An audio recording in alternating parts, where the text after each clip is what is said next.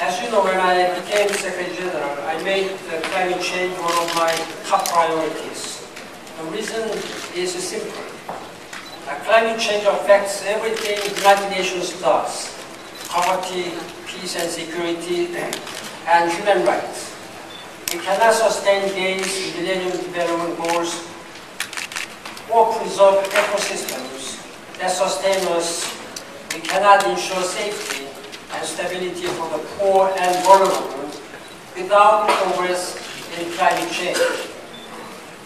But let us not think just of the risk or how we are gambling with our future. Greenhouse gas emissions continue to rise. They are at unprecedented levels.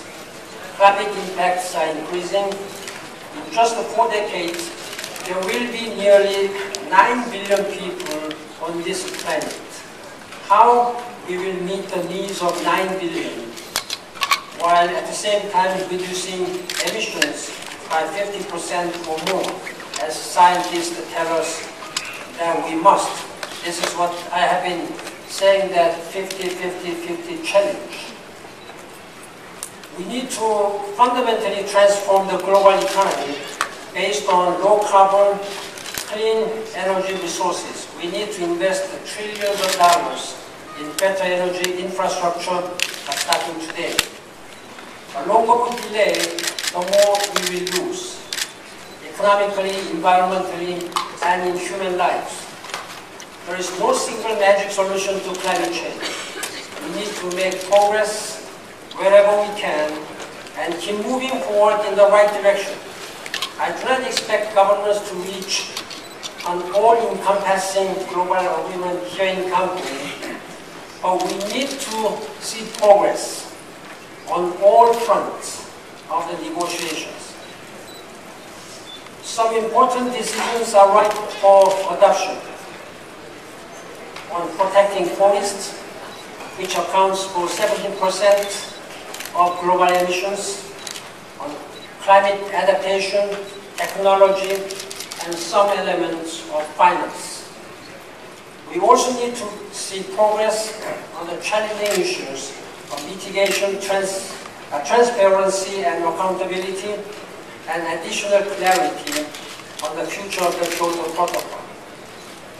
However, we need to make progress on the actual delivery of funds, along with a transparent and robust accountability system. We can also advance the discussion on long-term financing. In Copenhagen, developed countries again agreed to pursue $100 billion annually by 2020.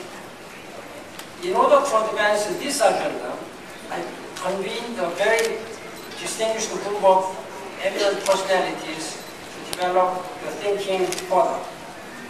The group led by Prime Ministers Meles Zenawi of Ethiopia and Stoltenberg of Norway, who are here with us in Cancun, concluded that $100 billion annually will be challenging but feasible, and presented a range of options for how it could be achieved.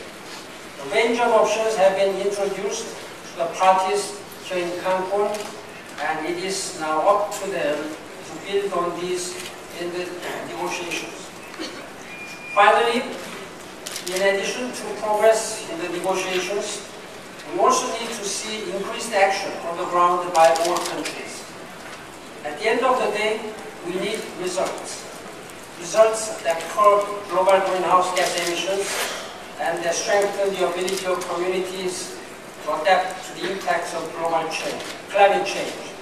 This is not a sprint, but a marathon. It is important to keep taking determined steps forward. People around the world are watching. They need their governments to act in their best long-term interest. I urge governments to be flexible and to negotiate in a spirit of compromise and common sense for the good of all the peoples.